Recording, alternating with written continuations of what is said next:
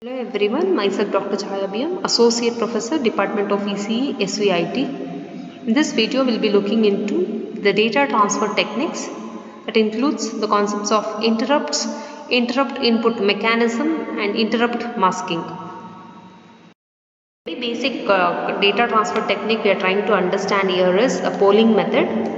So we can see the simple setup of polling method. It is a type of input output interrupt that is used to notify the computer containing the input output interface that a device is ready to read or not.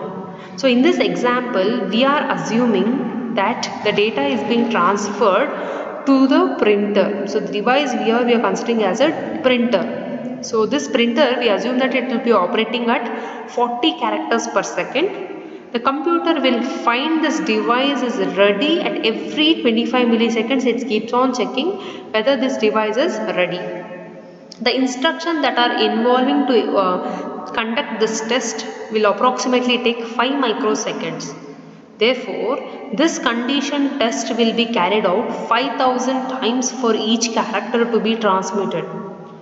So with this we can come to conclusion that almost 99.98% of the computer time is just spent to check if the device is ready.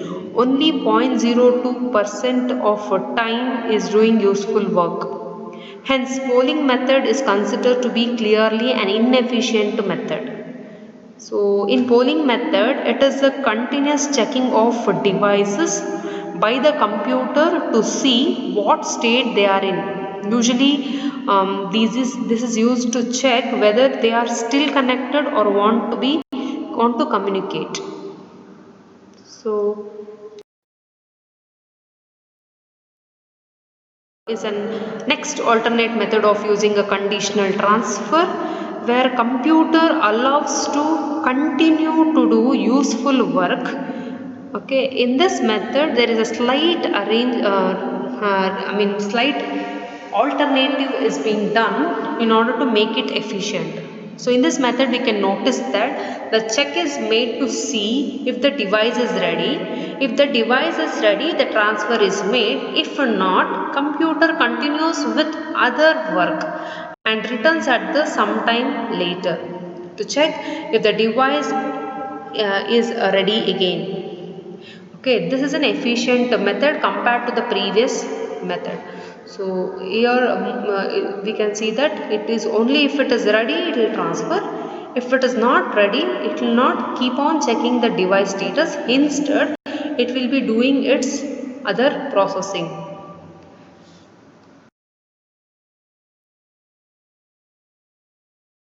Mechanism by which the flow of program can be temporarily stopped to execute or to allow a piece of program, maybe it is called as an interrupt service routine to execute.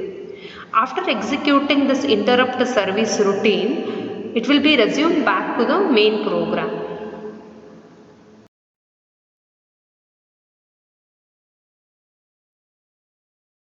Is that real-time clock. So in order to keep a clock by executing various interrupt service routines like hour hand, minute hand and seconds hand etc. at regular intervals, we need to take care of this external hardware which is acting like an interrupt, and it will be updating at regular intervals.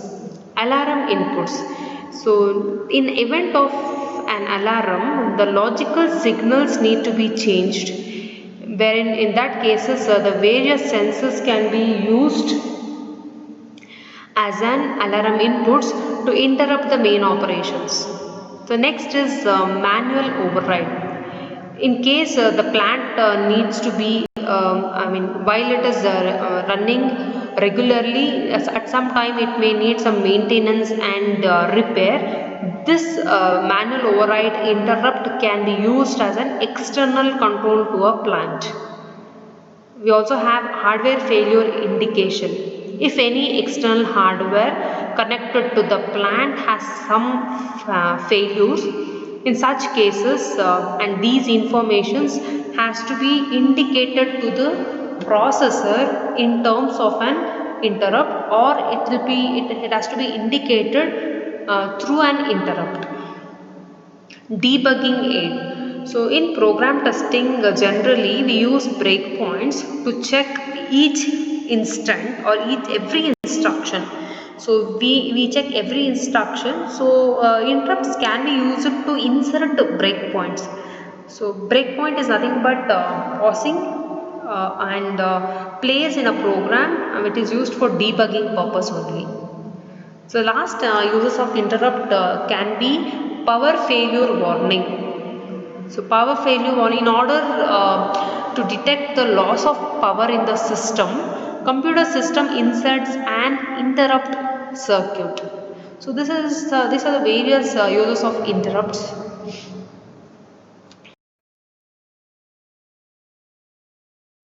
Mechanism. Instruction fetch, decode, execute is being done. So after every instruction is complete within the intended machine cycles, so it will check if any IRQ is active.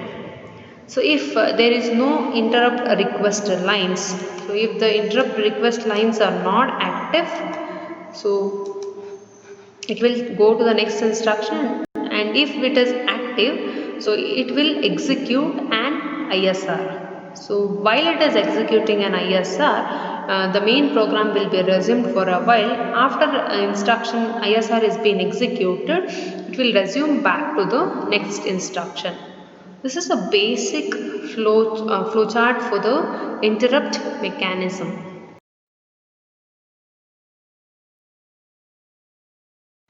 Interrupt input mechanism. So in this we can see that there are two interrupts which is given to the control unit.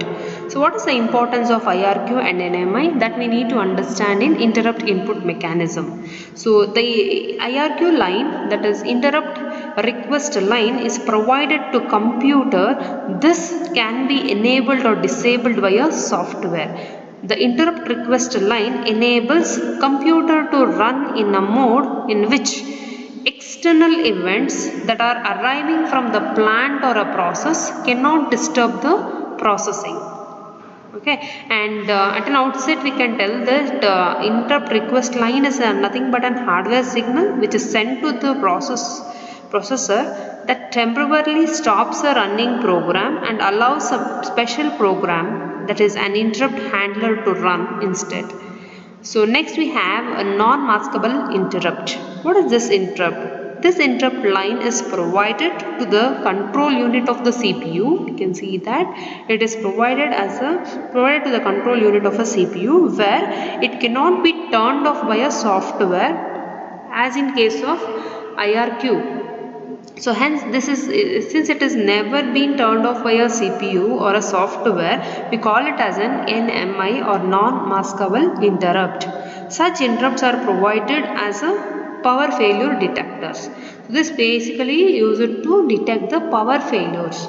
So maskable interrupts means these are hardware interrupts that can be disabled or ignored by the instructions of the CPU, whereas NMI cannot be disabled or ignored by the CPU. Interrupt masking. A simple setup of an interrupt masking is shown here. So an interrupt mask is a settable or resettable register within the CPU which determines whether a particular external event will be passed to an internal circuitry or not. A maskable interrupt are one in which it is disabled or ignored by the CPU. So these interrupts are either edge triggered or level triggered, so can be disabled.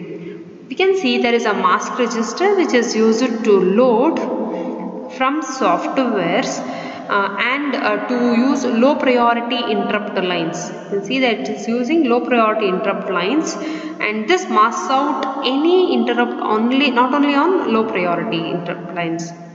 For example, if an highest priority alarm interrupt is continuously generated because of a fault on a plant, once the computer identifies the fault's condition, the interrupt has to be masked out. Okay, this is done in order to avoid the CPU time. So by doing this at different levels, it provides software controlled priority reallocations. Thank you.